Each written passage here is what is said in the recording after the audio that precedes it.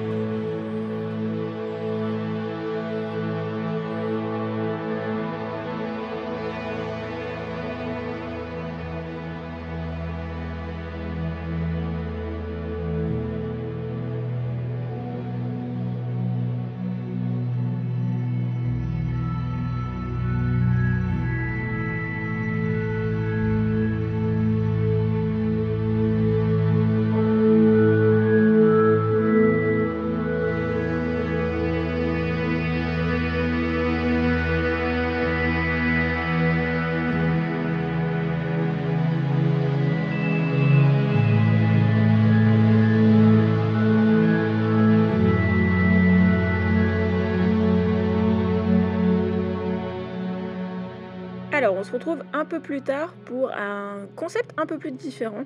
En fait, ce 16 mm, il permet de faire du close focus, donc c'est-à-dire de pouvoir se rapprocher énormément de son sujet pour faire des photos quasiment presque macro, on pourrait dire, même si c'est pas de la macrophotographie. Et donc j'ai voulu en profiter pour aller faire de la photographie de détail sur un arbre où il y avait beaucoup de mousse, de lichen, de petits bosquets, il y avait énormément de contrastes de texture et ça permet de faire ce genre de photos.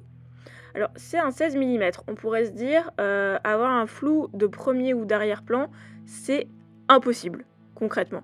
Et en fait, en se rapprochant et en faisant ce close focus, j'ai réussi à avoir un flou de premier plan. L'avantage aussi d'un 16 mm, donc d'une focale extrêmement grande, c'est qu'on peut mettre beaucoup de choses dans son image. Alors oui, ça va déformer un peu les proportions, mais typiquement, ce petit tronc-là, j'avais envie de faire une photo où ça serait ma ligne directrice.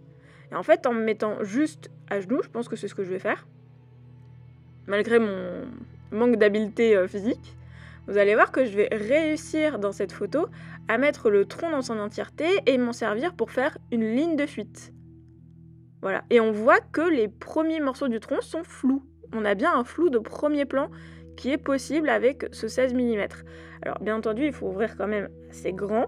De toute façon, on était en milieu fin de journée dans une forêt, donc j'avais pas énormément de lumière. Il fallait quand même que j'ouvre pas mal mon objectif pour faire entrer un petit peu de lumière. Mais c'est assez intéressant en fait. C'est une focale, je pense, qui n'est pas forcément toujours utilisée, mais qui est très intéressante. Personnellement, j'ai l'habitude de shooter avec des focales beaucoup plus grandes. Généralement, je suis confortable aux alentours des 50, 85 et plus. Pourquoi ? Parce que j'ai de la compression dans l'image. Donc j'avais vraiment peur de rien arriver à faire avec cet objectif et vous sortir une vidéo pas folle. Bon, je vous laisse me dire dans les commentaires si vous trouvez que la vidéo est intéressante et si bien entendu vous aimez les petites photos qui vont avec. Mais en tout cas, de mon expérience personnelle, je peux dire que j'ai bien aimé jouer avec ce 16 mm. Pareil, ici on n'a pas l'habitude de lever le nez pour faire des photos, et en fait le 16 mm il permet de capturer un petit peu l'intégralité de l'arbre, son tronc, les différents branchages et même les arbres autour pour créer quelque chose d'assez intéressant à l'image. Avoir beaucoup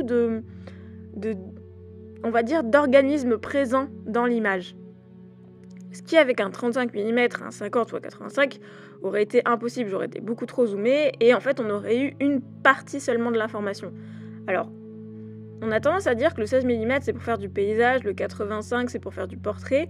Je suis pas vraiment d'accord avec ça, je pense qu'on peut faire du paysage au 85, au 200 ou au 600 mm et du portrait au 16 mm. Ça dépend ce qu'on veut faire. Et il faut surtout prendre en compte les spécificités de son optique. Est-ce qu'il y a de la distorsion ? Est-ce qu'on a un effet fisheye ? Ce genre de choses.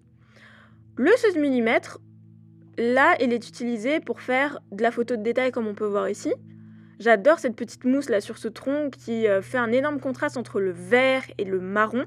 Donc j'en ai profité pour me faire bien plaisir, prendre en compte les différentes lignes de spirale de ce tronc qui avait été coupé. Ou même faire... Alors là, j'ai essayé de faire un peu de la photo en vue du dessus. Donc on voit un peu les distorsions justement, cet effet de distorsion qu'a le 16 mm qui fait qu'on a les bords qui sont extrêmement arrondis. Et ça, pour les portraits, généralement c'est très peu utilisé parce que qu'est-ce que ça va faire ? Ça va déformer votre visage. Vous allez avoir un visage qui n'a aucun rapport et très peu flatteur avec ce qui est dans la réalité. Mais pour des photos comme ça, où on veut donner de la profondeur, montrer l'immensité de la forêt, ça fonctionne très bien. A l'inverse, j'aurais fait ça avec le 85 mm, j'aurais pas pu capter tous les arbres qui sont présents. Mais pareil, c'est parce que je veux voir tous les arbres. Donc, ne vous limitez pas à votre objectif est un 35 mm, donc je ne peux faire que certaines choses. C'est un 85, donc je peux faire que du portrait. C'est un 16, donc je peux faire que du paysage. J'ai pas forcément le temps, mais j'aimerais bien tester ce 16 mm pour faire justement quelque chose qui généralement n'est pas prévu pour. Peut-être une séance portrait par exemple. Parce qu'on peut l'utiliser pour justement cet effet de distorsion, mettre un élément en avant, par exemple un pied au premier plan, ce genre de choses. Ça peut être très créatif et très intéressant à utiliser. En tout cas, moi j'ai adoré faire Mumuse avec ce 16 mm. Et on se retrouve un peu plus tard.